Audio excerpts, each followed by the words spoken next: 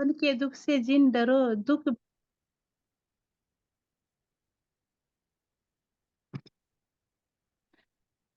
बदले सुख। दोबारा से बोलिए शुरू से।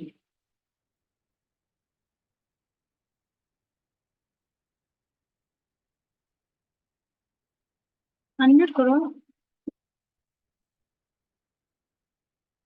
ये बार बार अपने आप हो जा। Net slow. इन राष्ट्र जी कीजिए। इन सुपने के दुख से जिन डरो, दुख बदले सत सुख।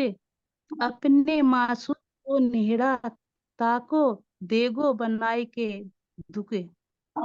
हे सुंदर जी, इस संसार में मिलने वाले झूठे दुख, झूठे दुखों से जरा भी मत डरो।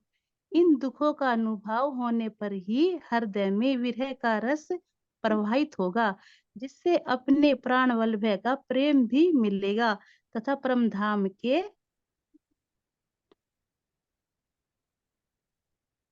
आगे। अखंड सुख की अनुभूति भी होगी। हाँ, इसमें आ नहीं रहा आंटी जी, ये ऐसी तो, भाव बताइए। हाँ, इसका तात्पर्य यही है कि इन जो हमें इस संसार में दुख मिलेंगे तो हम अपने परमात्मा की तरफ को चलेंगे और हमें अपने परमात्मा से प्रेम होगा। अ- अगर हमें सुखी सुख मिलते हैं तो हम अपने परमात्मा को याद नहीं करने के, जो भी जिसे भी कोई धारा या कोई विष्णु की धारा, अब तो हमें राज स्वामी जी को पता चला तो अखंड सुख का अनुभव होगा। लेकिन जिसा अज्ञानतावश भी है, जो अगर उसे दुख मिल रही है तो वो परमात्मा को ना भजेगा, तो वो कोई किसी देवी देवता को भज रहा। तो इस संसार में जो हमें दुख मिले हैं तो वो हमें अपने परमात्मा की तरफ ले जा, और जो सुख मिले तो हमें यही इसी संसार के उसमें रखें, यहाँ इन्हीं सुखों में फिर इन्हीं सुखों में रह जाए, वो परमात्मा का सुख मिलता। तो ये दुख, जो ये दुख है, तो ये नु समझो कि हम परमात्मा को, ये सच में हम परमात्मा के लिए सुख है ये दुख इस संसार का। अगर इस संसार का सुख हमें मिलता है तो वो हमारे लिए सबसे बड़ा दुख है, क्योंकि वो जैसे अभी बताया आपने उनके बारे में कि क्या है ना कि एक घर बनाया, वो कितने कष्टों से बनाया, इतना पैसा दे दिया, फिर भी उसका दुख है मेरा पैसा ना जाए, कुछ कोई चोरी ना करके ले जाए, तो वो सुख कैसा, वो दुख ही तो है, उससे बड़ा तो दुख है ही नहीं। जिस जिसे सब यहाँ की दुनिया अज्ञानवश ये कह रहे हैं कि ये सुख मिल जा, मेरे घर परिवार पैसा मिल जाए, अच्छे घर परिवार मेरा बढ़े, तो वो सुख कहाँ, वो तो दुख है। तो जो इस संसार में दुख मिल रहा, तो हम परमात्मा को लिए जिसे भी ज्ञान है, तो वो हमारे लिए सबसे बड़ा सुख है। जी। यहाँ पर भी देखें, सुख को प्राप्त करने के लिए दुख से गुजरना पड़ता है ना, हाँ कोई जी। भी चाहिए और तो गुजरना पड़ता है, इसी तरह से एक है तो यहाँ के दुख से गुजरना पड़ेगा वीर। जी। ये आगे। इसके बाद ये चौपाई सही में तो मेरे पे ही घटित है। सब अगर मुझे देखो, मैंने अपने वो राज्य तो मैंने ये है। नाम पहले ले लेता, लेकिन राज्य को परिमार्शन करो एक मान्यता, अगर मुझे ये दुख ना मिलता किसी कारण से, तो मैं अपने राज समाज को पा नहीं सकूं इस जन्म में। जी। और ये दुख मिला तो मुझे परमात्मा ने अपनी राह दिखाई। जब तो मुझे बहुत दुख लगा था और दिमाग में मेरे बस एक कहना पागल भी बहुत अच्छा हो, ऐसा हो गया था, लेकिन अब उस परमात्मा की बहुत मेहर है। वो मानिक बाई जी के माध्यम से हाथ पकड़ लिया ना कोई तो अपना देव मान भेज ही देते हैं वे। उनके माध्यम उन्होंने भी समझाई, फिर उन्होंने समझाई, फिर आपने जो समझाई ना, जो आप कहना, मैंने तो एक जगह मिला रखे थे सब भगवान भी, जैसे कहना दूध में पानी मिला दें और वो एक रूप हो जा, तो मैंने सारे भगवान राज्य मानुति राज्य को भी लेकिन एक जगह मिला रखे थे। लेकिन जो आपने आंटी से ज्ञान दिया, उस ज्ञान रूपी हंस ने ये 14 ब्रह्मांड के दई देवता और वो अखंड को अलग अलग करके दिखा दिया। भले ही मुझे थोड़ा ज्ञान हुआ, लेकिन उस ज्ञान से मेरे लिए वो हंस रूपी ज्ञान हुआ, जिससे मुझे उस अखंड सुख के, अखंड परमात्मा का पता चला, उस सुख का पता चला, और जो ये मिथ्या मिटने वाला ब्रह्मांड है 14, इसका भी पता चला। बिल्कुल सुंदर सा जी। सबसे बड़ा हाथ तो आपका है। इतनी उम्र में भी ये सब राज्य महाराज जी का, ये पता नहीं किस तन के माध्यम से क्या क्या करवाना चाहते हैं। और तुम्हारे पे विशेष हर ब्रह्मात्मा की दृष्टि है, ऐसा नहीं सुंदर सा जी। देखो मानिक बाई जी ने हाथ पकड़वाया, भाई स्तन के माध्यम से महाराज जी ने कुछ भी करवाया है ना, और हमारी प्रेम सखी के माध्यम से आपका नाम बतवाया है ना। तो हर ब्रह्मात्मा का प्रेम है, क्योंकि जितना यहाँ से दुख मिलेगा ना, इतना धनी लाड लड़ाएंगे अनेक रूपों में, हाँ, है ना सुंदर सा जी। देखिए कष्ट भी है, दुख भी है, लेकिन इसके पीछे सुख भी है। झूठा सुख छुड़ाए के असल भी। बाहर से तो कहेंगे इस उम्र में विधवा हो गई, वो हो गई, समझा दी, लेकिन वो तो शायद हमारे इस जीव के कर्म थे। लेकिन धनी ने उस जीव को भी हाँ, अपनी आत्मा की संगति के कारण कैसे उसको अपनी अंगना बना लिया, और कितना श्रद्धा, कितना समर्पण, कैसी स्थिति में रहते हुए फिर भी वाणी से जुड़ना। सुंदर सा जी, संघर्ष कम नहीं होता है घर में रहकर करना। हमारे तुम्हारे लिए तो फिर भी संभव है, लेकिन अपने घर परिवार में रहकर ना, शादी के बाद कुछ और होता है, शादी से पहले कुछ और होता है। सबको पता है ये व्यवहार कैसा बदल जाता है, लेकिन फिर भी धनी के मार्ग पर चलना। से पूछे तो राज्य महाराज जी की ही मेहर है, जो उन्होंने हाथ सेवा में वही खड़े जाको धनिये पकड़े। तो सही कहा गोपी सखी जी ने कि ये विशेष रूप से है सब आत्माओं के लिए सुंदर सा। यही तो रास की तरह है ना, जैसे रास में हर परमात्मा ने समझा कि मेरे साथ में मेरे प्रियतम है, मेरे साथ में मेरे प्रियतम है। इसी तरह से चौपाई में भी ये विशेषता है कि हर कोई जो भी कोई पढ़ता है, उससे अपने पर ही घटित रूप अलग है ना। आगे दूसरी चौपाई हो लीजिए। ठीक है।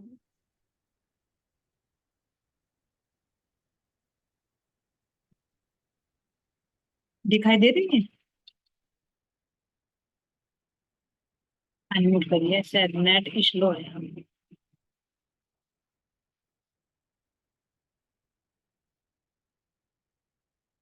अनम्यूट करिए। नहीं हो पा रहा है शायद। चलिए मैं इधर से सबको अनम्यूट कर रही हूँ, खोलिए आप। कोई भी सुंदर साथ अपने माइक का ध्यान रखिए, अनम्यूट मत।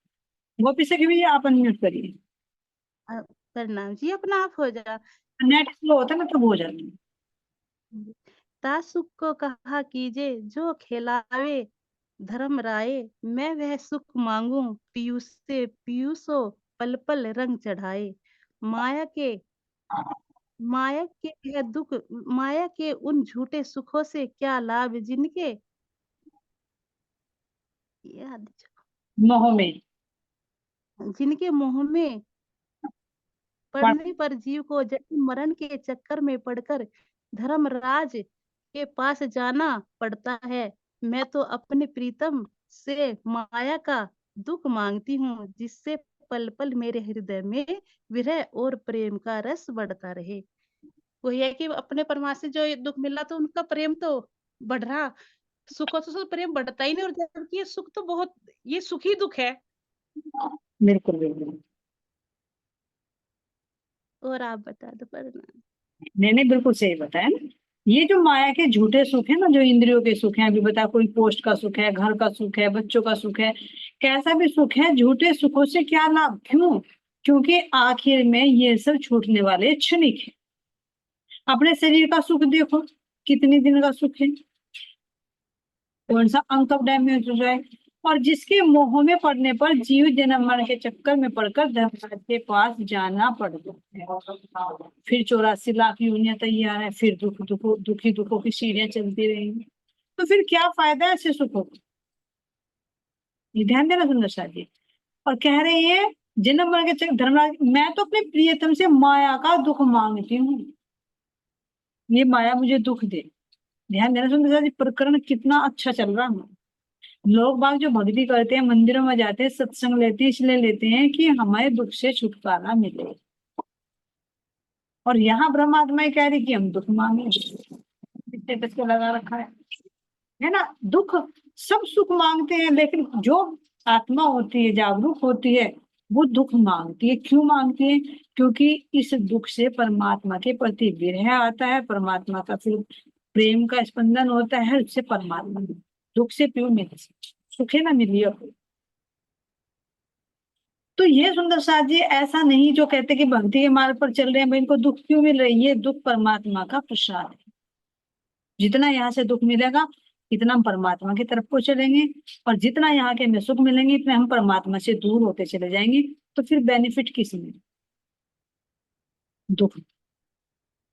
तो इसलिए कहते हैं, इंद्रावती जी कहती हैं, दुख रे मेरे प्यारे मेरे प्राण के, मेरे प्राणों को दुख अति प्यारे हैं, जिनसे जीव बचकर भागते है ना। तो ये कह रहे, माया से मैं दुख मांगती हूँ जिसमें पल पल मेरे हृदय में विरह और प्रेम का रस बढ़ता चला जाए। ये एक की नहीं सुंदर सा जी, कई सुंदर साथ के साथ हो रहा है ये कथन। इसलिए राजी महाराज जी ने शायद ये प्रकरण विशेष रूप से अब हमारी दृष्टि में डलवाया है। क्या है सुंदर सा जी? दुख रे प्यारो मेरे प्राण को, ये प्रकरण का टाइटल ही सुंदर सा। तो अब हमें इस दुख को दुख समझना है या धनी का प्रसाद समझना, तो हम किस एंगल में ले रहे हैं वो हमारे ऊपर। गोपी सखी जी ने कह दिया, मेरा ये एक का नहीं सुंदर सा जी, ये सब सबके लिए। बहुत बहुत धन्यवाद गोपी सखी जी आपको। परिणाम। ऐसा खेल दिखाया जो मांग लिया है हमने, ऐसा खेल दिखा दिया जो मांग लिया हमने। मैं तो सो गई नींद में, धनी मेरे जागृत, ऐसा खेल दिखाया जो मांग लिया है हमने। इस माया में भूल गई अपना में वजूद, आकर धनी ने पकड़ा मुझको, दिया मुझको जो भूली, उसने घर की याद दिलाई जो मैं भूली। ऐसा खेल दिखाया जो मांग लिया है हमने ही मांगा था धनी से, पूरी कर दिया आशा। ऐसा खेल दिखाया जो मांग लिया है हमने, ऐसा खेल दिखाया जो मांग लिया है हमने। बैठी मूल में भूल गई अपने पिया को, आकर पकड़ा हाथ मेरा सब नियामत दे दी, आकर पकड़ा हाथ मेरा सब नियामत दे दी। कैसे कोटने करूं धन्यवाद, शब्द भी नहीं कैसे करूं शुक्राना, शब्द भी नहीं। प्रणाम जी, प्रणाम जी। प्रेम रस में डूबी हुई हमारे मिस्टर भाई जी सबके हृदय को महका देती है। बहुत बहुत चलिए आप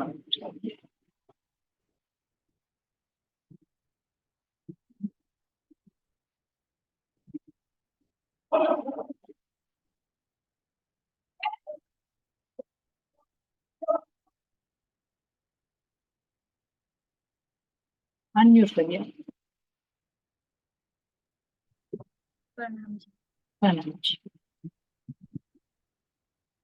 बरसात जी है ना, वाणी का, वाणी की चौपाइयों का रस लिया और अपनी माँ को बाई दी के गायन से मीठा मीठा भजन, है ना सुंदर सा जी। इसीलिए कहा जाता है ना वाणी की, एक तो देखो भजन होता है, कोई किस भाव से लिख रहा है भजन, हर एक के भाव सुटेबल नहीं होते, लेकिन वाणी जो हमारी चौपाई जो है, कीर्तन, कीर्तन का मतलब भी गायन करना होता है। है ना, ये धनी के आवेश से उतरी हुई वाणी। तो जितना भी हम चौपाइयों का गायन करेंगे वह हृदय को स्पर्श करती है, क्योंकि उनके अंदर सत्य छिपा हुआ है। और इससे कई फायदे हैं, वाणी भी हमारे याद होगी, हमें पता चलेगा कहाँ पर ये चौपाई है, कहाँ पर ये, और फिर उसका भाव भी समझ में आए। फिर चौपाई भी पढ़ेंगे तो उसका भाव भी समझ में आएगा। और साक्षात राजी महाराज जी के मुखार बिंद से उतरी हुई वाणी सुंदर साथ जी अगर हमारे मुख से प्रकट हो जाए तो ये मुख भी धन्य है से कुछ। जिस मुख से हमेशा निंदा चुगली बुराइयां ही निकलती रहती है, अगर इससे धनी के आवेश से अवतरित वाणी का एक शब्द उच्चारण हो जाए तो इसके भी कितने पाप कट जाते हैं। इसलिए ज्यादा से ज्यादा यही करे कि वाणी के जो प्रकरण है ना उनके गायन करने की प्रैक्टिस करे, है ना, क्योंकि हृदय को ये हिलाती है चौपाइयां, इनमें आवेश है, राज्य की पावर है इन सभी। क्योंकि कोई भी राइटर होता है तो उसके अंदर उसकी भावना डली होती है, उसका बल डला हो। अब चलिए सुंदर साथ जी बेतक की ओर। तो ध्यान को लेकर चलिए, महाराज जी की बातें हो रही है रामानंद जी से। रामानंद जी ने बताया कि मैंने जो छाया सिद्धि की है तो उसके बदले में मुझे तिल्ले का रोग हुआ। तो यहाँ पर महाराज जी कह रहे हैं कि भैया जो तिल्ली जो सिद्धियां करते हैं इतना लाभ सिद्धि से नहीं होता जितना उसके प्राप्त होने वाले दुख से हमें दुख कष्ट झेलते। तो कह रहे हैं यहाँ पर, जब स्वास्थ्य ठीक नहीं रहता क्या करता उपलब्ध पदार्थ, सिद्धि से तो ऐसे करी जाती उसमें होता है स्वार्थ। जब स्वास्थ्य नहीं ठीक है तो घर का जितने भी सामग्री है, चाहे खाने की हो चाहे पहनने की हो, तो सब क्या है वो व्यर्थ।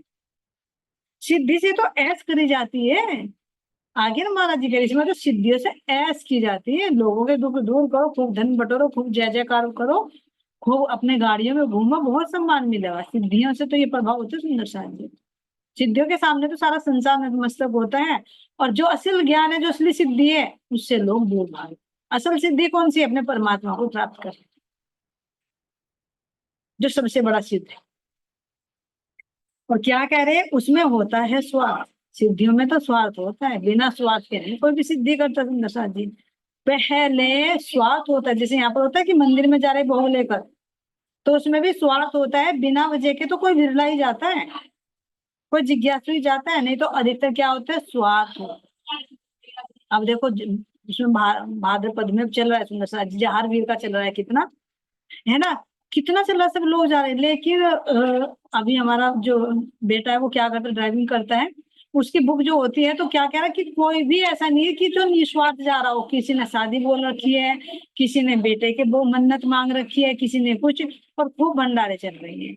अब देखिए कि वे भी तो एक संत हुए, उन्होंने भी तो घर बार छोड़ाना है, कुछ कारण हुआ था घर छोड़कर वे भी चले थे, है ना। जो माड़ी बोलती है वहां पर उनकी तपोभूमि तपस्या की, राजस्थान में रही सुंदर साथ जी, है ना। तो अब ये देखिए किस परमात्मा की उन्होंने भक्ति करी, उसको ना पकड़कर उनको पकड़।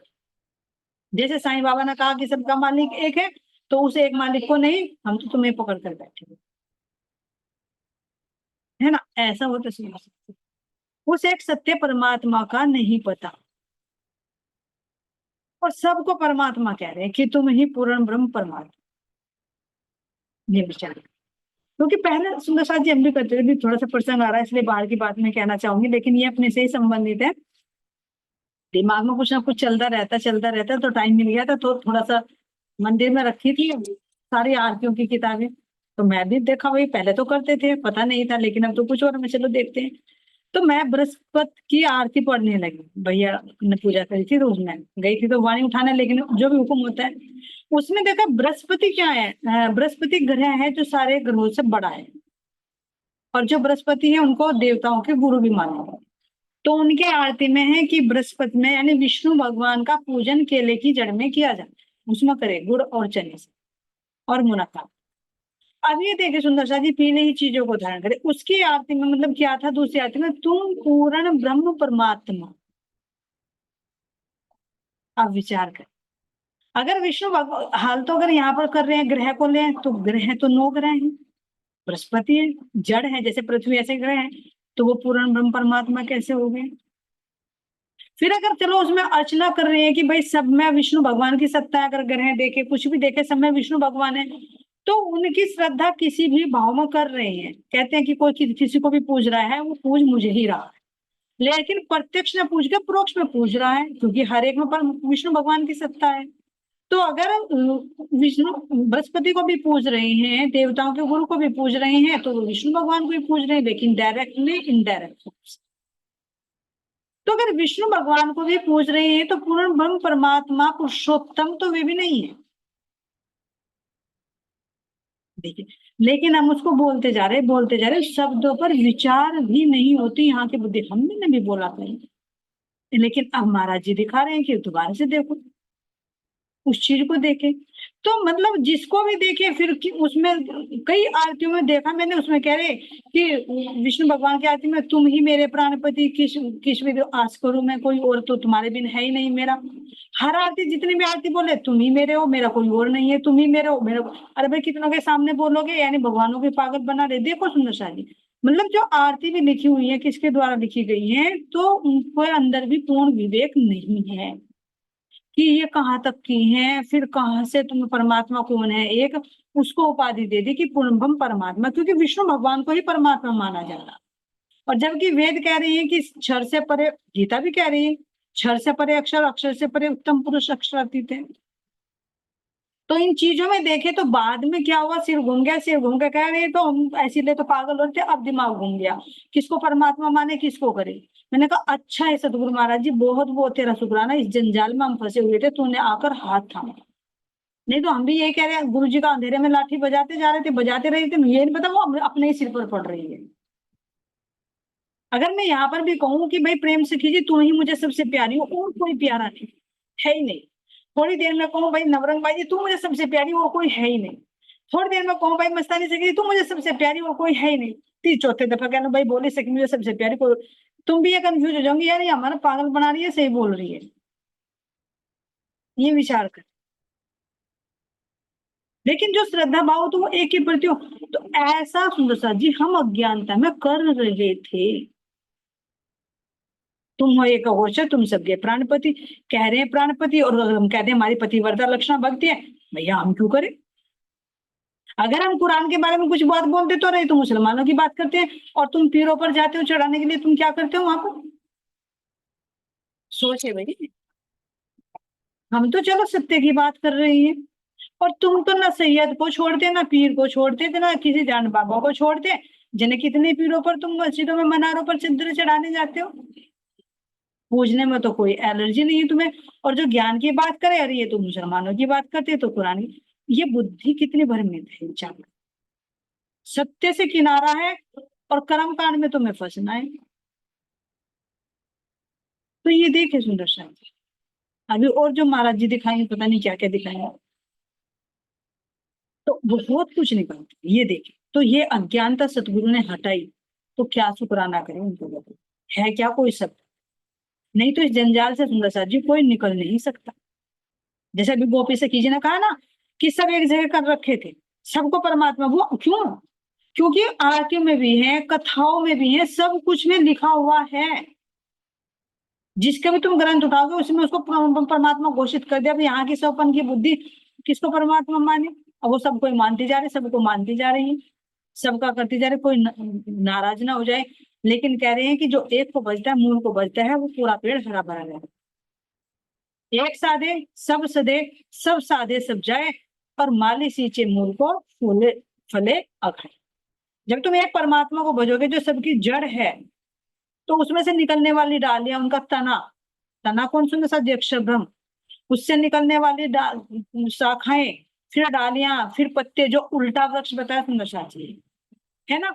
तो जब तुम जड़ को पकड़ लोगे तो पूरा पेड़ हरा भरा हो जाएगा। लेकिन अज्ञानता बस हम पत्तों पत्तों पर घूम रहे हैं, जड़ की तरफ को हमारी दृष्टि ही नहीं जा रही। लेकिन अगर कोई पहुंचाना भी चाहे तो उस बात को हम महत्व नहीं दें, क्या करे, वो भी कर्म आड़े। तो ये सुंदर साथ जी ऐसा माया का जंजाल है, जिसमें से निकल पाना बहुत मुश्किल है। तो महाराज जी कह रहे हैं सुंदर साथ जी यहाँ पर कि अगर स्वास्थ्य ठीक ना हो तो फिर हमें इन पदार्थों का फायदा क्या है, कुछ फायदा नहीं। खाने पीने और पहनने का आनंद उठाता है, स्वास्थ्य अगर पल्ले नहीं उसके तो फिर सिद्धि क्या मोल। अगर स्वास्थ्य ठीक नहीं है तो सिद्धि का क्या मोल, क्या कीमत। अब बताए रामानंद जी का जब पेट ठीक नहीं है, खा पी नहीं सकते हैं, तो पशु पक्षियों की भाषाओं को सुनकर क्या करेंगे? उससे क्या पेट भरेगा? उससे क्या साधना भक्ति कर पाएंगे जिसलिए घर छोड़ा उन्होंने, है ना? ये देखिए सुंदर साथ जी, तो कह रहे हैं उसको तो ऐसे जानो जैसे एक ढोल की पोल। वो तो ऐसा है जैसे एक ढोला होता है ना, ढोल, ढोल का पोल होता है ऊपर, उसके जो हाथ लगते हैं ना वो ना हो तो क्या फायदा उस ढोल को, क्या करोगे? अंदर से खुद कोई वजूद नहीं, कोई आवाज नहीं, कोई सुर ताल नहीं, ऐसा उसका शरीर हो जाता है। यानी कोई भी सुख उपभोग नहीं करेगा और खाली सिद्धियां लिए बड़े, खोल का ढोल, ढोल का पोल पोल लिए चल रहे हैं, गले में डाले रखो, क्या करोगे उसको? अब ऐसे रामानंद जी का पेट हो रहा है, कहने ना ढोल सा पेट दिखाया, पेट फूल रहा है लेकिन अंदर कुछ ठहरता नहीं, करे तो करे क्या? तो कितने परेशान हुए सुंदर शाह जी, देखो कि मरने तक की तैयारी कर, एक दिन की पेचिश में, लूज मोशन में देखो अपनी हालत कैसी होती है। तो यहाँ कह रहे हैं जा, इतने में एक वेदनाथ भी औषधि ले कुछ आ पहुंचे, प्रणाम आदि उपरांत वेद से इस प्रकार हमने पूछे। अब इतनी बात चल ही रही थी लोग, तो इतने में कह रहे कि एक वैद्य आया जो उनका इलाज कर रहा था, तो आकर उसने प्रणाम किया। प्रणाम करके सुंदर साथ जी कह रहे हैं कि इस प्रकार हमने उससे पूछा, जब प्रणाम की तो महाराज जी ने भी, रामानंद जी ने भी प्रणाम किए, तो वैद्य जी से महाराज जी तो लेनी थी क्लास। तब उन्होंने पूछा, भाई वैद्यनाथ जी, आप इनका इलाज कर रहे हो, आपके हाथों में है इसका इलाज कर रहे हो आप, दवा गोलियां मामूली सी भी है रहती है अपने पास। उनसे पूछा, वैद्यनाथ जी आप इनका इलाज कर रहे हैं? तो वैद्यनाथ ने बताया कि हाँ भाई मैं ही कर रहा हूँ, मेरे पास में दवा गोलियां हैं, मैं इसको दे देता हूँ और धीरे धीरे ठीक हो जाएगी। अब महाराज जी पूछ रहे हैं, भाई कितने दिन से तू इलाज कर रहा है, क्या आराम लगा इसको? कि नहीं जी नहीं, हो जाएगा ठीक, कुछ दवाइयां दे रहा हूँ, भाई रोग होता है, आ तो जल्दी जाता है, कटने में थोड़ा टाइम लेता है। अब महाराज जी ने फिर पॉइंट पकड़ा, अच्छा तो ये बता तुझे कारण का पता है, ये बीमारी हुई क्यों? क्या इसका कारण तुझे जान पता है? जब तक कारण का पता नहीं रहेगा ये बताइए बीमारी कटेगी क्या? यहाँ पर भी देखो सुंदर सा जी, जो झोला छाप डॉक्टर होते हैं, वे दवाइयां दे, दवाइयां दे, दवाइयां दे, दवाइयां, ऐसे दवाई घर बना देते हैं अंदर में, और बीमारियां आ जाती हैं। लेकिन अगर अच्छे स्पेशलिस्ट के पास जाते हैं तो सबसे पहले वो जांच कराते हैं, जबकि हम जांचों से बचते हैं, उसको उल्टा भी लेते हैं, अरे डॉक्टर के पास जाओ जांच बोल देते हैं, वो उसका पैसा बनाना नहीं तो सुंदर सा जी, वो ट्रीटमेंट का सही तरीका होता है। कोई भी बीमारी होती है वो उसके पहले रूट को पकड़ते हैं और तब ट्रीटमेंट शुरू करते हैं, तो बीमारी जल्दी कवर होगी। तो इसी तरह से सुंदर साथ जी महाराज जी यहाँ पूछ रहे हैं, भाई तू ये बता, तू इसका इलाज तो कर रहा है इतने दिन से, इसको आराम नहीं लग रहा, फिर भी परेशानी जुगी तो है, इसने आहार भी नहीं ले पा रहा, तो तू पहले ये बता क्या तुझे इसकी बीमारी के जड़ का पता है? अब उसको तो कुछ पता ही नहीं था, कैसे हुआ, कैसे अजगर की घटना हुई, तो महाराज जी को बताया उसने बहुत देर बाद, तो उसे तो कुछ भी नहीं पता था। तो उसने कहा कि भैया मुझे तो बीमारी का नहीं पता। महाराज जी ने कहा जब बीमारी का नहीं पता तो तू इलाज कहाँ से करेगा? तो वो तो उसने उठाई पोटली दवाई, छुमन था, भाग गया, वो नहीं टिका हुआ। क्यों? उसे पता लग गया कि अब तेरी क्लास ली जाएगी। ऐसे होते सुंदर सा, यहाँ पर ऐसे डॉक्टर भी होते हैं जो हमारा ट्रीटमेंट फिजिकली करते हैं, और एक आत्मा का ट्रीटमेंट।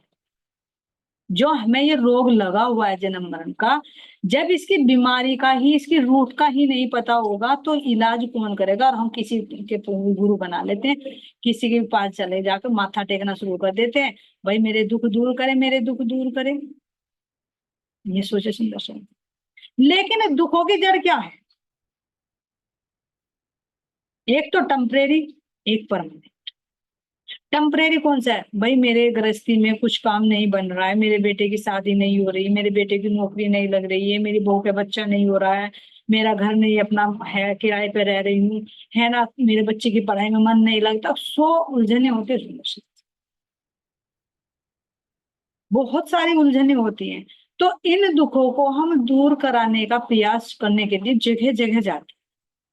कुछ समय तो धूप छांव की तरह दुख आएगा, फिर सुख आएगा, तो हमें क्या लगेगा कि उन बाबा के बबूती से या उनके आशीर्वाद से हमारा दुख दूर, तो हमारी आस्था वहां टिक जाती है। लेकिन कुछ समय के बाद फिर वो दुख वापस लौट आते हैं। तो तो जब उस बीमारी का ही नहीं पता, जो तिल्ली की बीमारी हमें लगी हुई है ये, कि जितना हम खाए वो हजम ही नहीं होता। भाई इस माया रूपी भव सागर में हम खड़े हैं इस माया को पकड़ने के लिए, लेकिन काल रूपी अजगर हमें ऊपर से नीचे तक लपेट ले, और लपेट कर इससे बाहर निकालता भी है तो, लेकिन फिर हम बेहोशी में पड़े हुए हैं। तो इसकी बीमारी की जड़ क्या है? जो हमारे अंदर अज्ञानता है, जो हमें ज्ञान ही नहीं है इस भव सागर का। इसका ये ही नहीं पता कि तिल्ली क्या है, तिल्ली की रोग, यानी जितना भी हम खाए ब्रह्म ज्ञान सुने वो हजम ही नहीं होता। एक कान से सुनते दूसरे से निकल जाता है, खाली पोल की ढोल की पोल बने हुए हैं, जिसमें है ही नहीं, कोई धुन नहीं है, कोई स्वर नहीं है, सुनते हैं फिर निकल जाता है, कहीं पे याद ही नहीं है, याद ही नहीं। तो ये हम ही है सुंदर साथी। तो जब तक इस दुख की, इस तिल्ली वाले रोग की हमें जड़ का नहीं पता चलेगा तो फिर कैसे दूर होगा? तो इन सारे दुखों का मूल है आवागमन, और आवागमन का मूल क्या है? अज्ञानता। अज्ञानता का मतलब जो हमें यही नहीं पता मैं कौन हूं, मैं कहाँ से आई हूँ, ये दुनिया क्या है, कैसे बनती है, कैसे मिटती है, क्यों बन रही है, और जब जा रहे ये सब इंसान तो कहाँ जा रहे हैं? कहीं ना कहीं तो होगा वो एक परमात्मा। तो जब इन आध्यात्मिक प्रश्नों का जवाब हमारे पास नहीं है तो हम दूसरों का इलाज कैसे करें? सोचिए भाई, मुझे खुद नहीं पता कि बीमारी की जड़ क्या है तो मैं दूसरों को कैसे बताऊंगी? फिर तो मैं यही कहूंगी भाई तेरे घर में लड़के की नौकरी नहीं रहे, धन संपत्ति चाहिए तो बृहस्पतिवार का व्रत रख ले भाई, केले पे चली जाना, वहां पूजन कर लेना, भाई शनि पे तेल चढ़ा देना। मैं तो ऐसे बताऊंगी ना भाई, तेरे दुख दूर हो जाएंगे। क्या है ये? टेम्परेरी। तो जहां ऐसे सतगुरु, समृद्ध सतगुरु आएंगे तो टेम्परेरी वेद बचेंगे का अपना पोटला उठा उठा कर भाग जाएंगे। तो ऐसे यहाँ से बात क्यों? क्योंकि यहाँ पर पूर्ण परमात्मा आ चुके हैं, पूछ रहे हैं भाई तू बीमारी की जड़ तो बता। तो यहाँ के डॉक्टर भी ऐसे होते हैं जो पैसे बनाते हैं, और सुंदर साथ जी एक अंदर का ट्रीटमेंट करने वाले भी, जो जिनको हम संत महात्मा गुरुजन, उनमें भी कोई बिरला ही होता है। तभी तो कहा साधु सतगुरु वाको कहिए जो देवे अगम की, हद बेहद सवे समझाए के भाने मन के भ्रम। जिसको पता है कि ये बीमारी कहाँ से लगी हुई है। अगर मैं सोचूं कहीं सुंदर सा जी ये देखो कि भाई किसी के अंदर क्या है, मुझे लग रहा है मोह की मात्रा ज्यादा है, तो उसका पता तो चलो मोह बनता क्यों है। अब मोह बन रहा है, उसके अंदर नेचर है, उसके जीव का स्वभाव है, तो उसको कैसे हम ट्रांसप्लांट करें, कैसे उसको चेंज करें? तो उसको किस तरफ लगा दो? परमात्मा की तरफ को लगा दो भाई, इधर से कर्म हो, सुंदर साथ से कर्म हो, उनसे जुड़, उनसे जुड़ेगी तो चर्चा की जुबानी चर्चा करेंगे, और लोगों से जुड़ेगी तो फिर संसार की बात करेगी। तो यानी अगर रूट का पता हो तो ट्रीटमेंट सरलता से हो सकता है। ये हमारे ऐसे समृद्ध सत्ता जो तिल्ली के, हमारे तिल्ली के रोग का इलाज कर दिया। अब जो भी अंदर जाएगा ना उसको अच्छी तरह से डाइजेस्ट कर, और नहीं भी करेंगे तो फिर दोबारा पूछेंगे बताओ कितना पचाया है, बताओ कब क्या खाया था, इसलिए नवरंग बाई जी के माध्यम से बताओ भाई कब क्या खाया था, उसका उत्तर दो। उसका दोबारा पूछा भी जाता है, ऐसा नहीं है। कहीं अड़चन नहीं आती, उनका इलाज भी महाराज जी बहुत अच्छी तरह से, ऐसे अच्छे वैद्य मिले सुंदर सा। तो यहाँ से सुंदर सा जी वो चिकित्सक क्या करता है, वैद्य अपनी पोटली उठाए और वहां से वो भाग गए। अब सुंदर सा जी रामानंद जी को कह रहे हैं, रामानंद जी सोच रहे हैं, क्या कह रहे हैं, इस प्रकार की सुनकर हमसे देखा नहीं पीछे फिर के, रामानंद को दस्त बहुत आया करते थे तिल्ली से, मरनाव्रत था इस कारण ही तंग हुआ था दस्तों से। इतने दस्त आते थे कि जो भी खाता था तुरंत भागना पड़ता था, इसलिए परेशान हो गया था। अब कह रहे हैं यहाँ पर शायद अपनी इस प्रकार की सुनकर रामानंद खामोश हुआ, शायद ये इलाज कर सकते हैं उसको संतोष हुआ। इतना समझकर संतोष हुआ, समझ गए कि जो इतनी गहरी बात पूछ रहा है क्योंकि उन्हें पता था भाई, ये तो हमने महाराज जी को बताया कि यहाँ से मुझे बीमारी हो, लेकिन वैद्य ने तो आज तक पूछा भी नहीं, तेरी बीमारी कहाँ से हुई, क्यों हुई है। तो समझ गए कि इन्हें बीमारी का नहीं पता, तो इसलिए डुप्लीकेट था, लेकिन इन्होंने पूछा बीमारी हुई क्यों, तो पक्का विश्वास है मेरा इलाज जरूर होगा, तो उन्होंने भी उसको नहीं रोका। जाते हुए वेद को रामानंद ने यूं ही नहीं रोका, ये तिल्ली का इलाज शायद कर सकते हैं यह सोचा। रामानंद जी ने भी उसको, वेद को रोकना उचित नहीं समझा, क्योंकि उन्हें विश्वास हो गया था कि ये मेरी तिल्ली का इलाज करने में। ऐसे सतगुरु महाराज जी ने हमारे भी तिल्ली का इलाज करते हैं। ऐसे सतगुरु महाराज जी के चरण में प्रेम। प्रसाद जी आज के लिए इतना ही, कुछ त्रुटि हो तो प्रसाद जी माफ करना है ना, और ऐसे अपना आशीर्वाद देते रहना आगे बढ़ते रहने के लिए। आप सबके चरणों में कोटि कोटि प्रेम। बोले श्री प्राणनाथ प्यारे की जय। श्री सतगुरु